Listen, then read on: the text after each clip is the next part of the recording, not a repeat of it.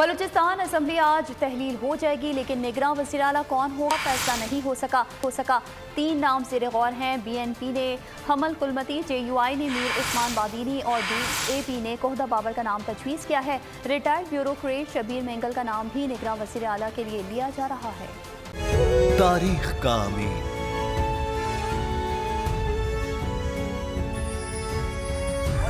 आजादी की अलामत,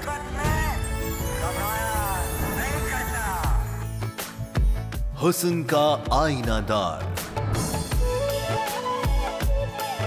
फिक्रो नजरिए की अक्कास, सरफराजी का गवाह, यानी हम सबका निगहबान पाकिस्तान।